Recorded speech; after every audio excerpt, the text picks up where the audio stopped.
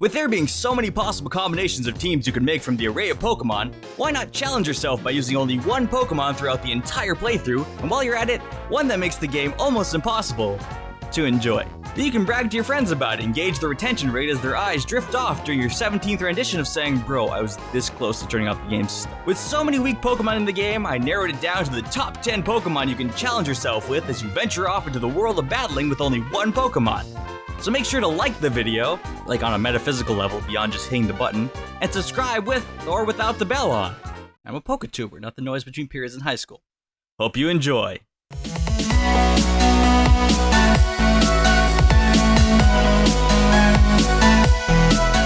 Number 10. Let's start things off with one of the most well-known weakest Pokemon there is, Sunkern. If you're beating the entire game with this one Pokemon, everyone's gonna go, wow, but in a more sarcastic tone.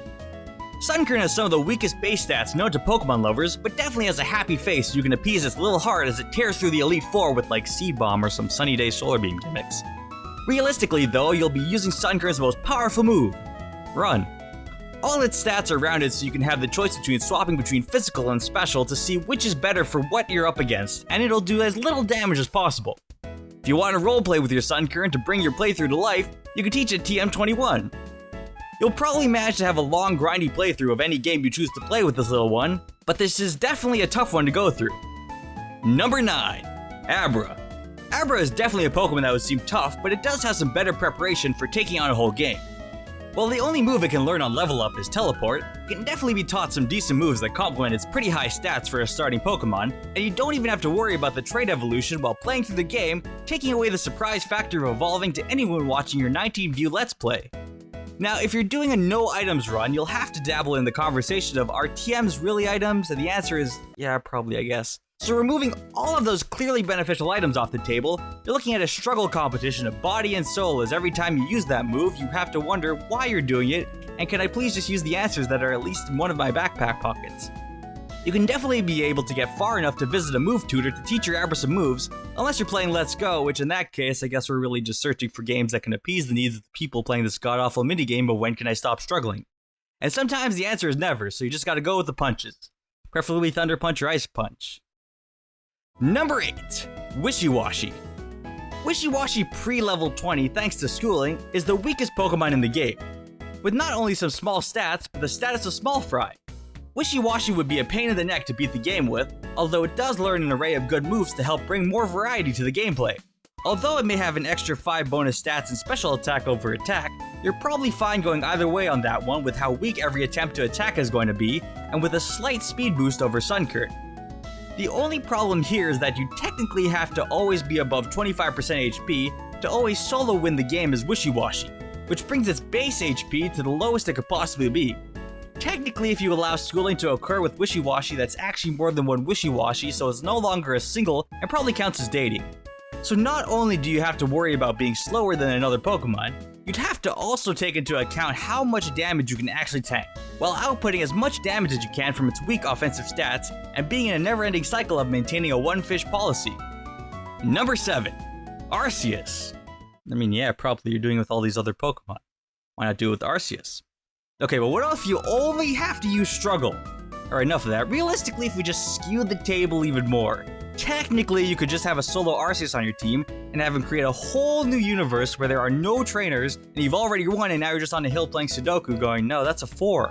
The biggest problem when doing an Arceus solo run would probably be the unneeded preaching you'd be offered by all the NPCs when they see there's an Arceus in your pocket. But hey, maybe that'd be the price you'd have to pay to get past the Darkrai guy Ash lost to that one time. He still has 6 Pokemon total after the first 2. What were the officials thinking? Number 6, speaking of the god of Pokemon, Bidoof, who would definitely be a run of a lifetime. You got some sleep-infecting moves like Yawn, some nice Swords Dance setups, and if you're looking for a real victory, you can call the Avengers with a superpower. Excluding Spider-Man, because I don't know what's going on there. Super Fang is also a pretty decent move for later on, unless you've grinded up your Bidoof as much as you can.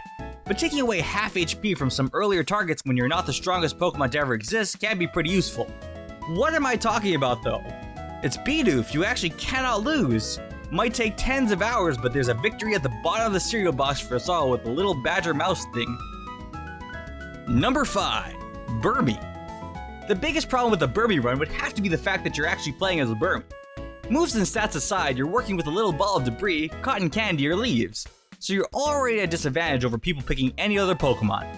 By the time you get to say, I finished the entire game with only Burmy, people will already be running for the door.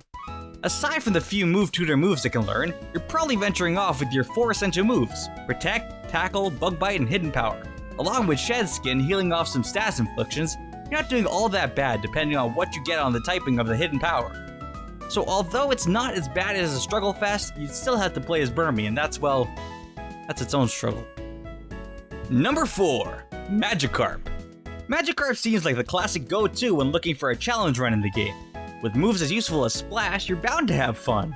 The biggest problem I feel would probably be the fact that you'd have to completely reject having a Gyarados on your team instead of this little flubberfish. In total, you'll have a total of 3 moves: Splash, Tackle, Flail, and Bounce. I know that sounds like 4, but Splash really isn't a move unless you're counting it as a struggle, then that's 4. The best move you got is Bounce, because not only does it do the most damage, it enunciates just how much you want to bounce from playing the game this way. They did eventually remove Flail and Bounce in Let's Go, so it's even more of a struggle there. Realistically, your best strategy here is selling your Magikarp for $500 and try to bribe your way to the end of the Elite Four. Really, that's the best plan you got. That was ahead of his time. Number 3. Unknown. Not only will you not know how your Pokemon adventure will go, you won't even know your own Pokemon because it's unknown. The best thing you can ask for is its ability Levitate to remove yourself from the challenges of ground moves. However, you'll probably be trying to reset to get a good enough Hidden Power. If you go for the Psychic Hidden Power, you'll end up in a situation where you'll need to drain out all your PP against any Dark-type Pokemon, and rely on the prolific struggle to defeat them.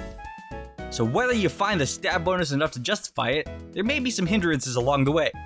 Overall, the 15 hidden powers you'll get per battle may make things a little bit more challenging, but it is definitely doable, although it's unknown how. Number 2. Stunfisk.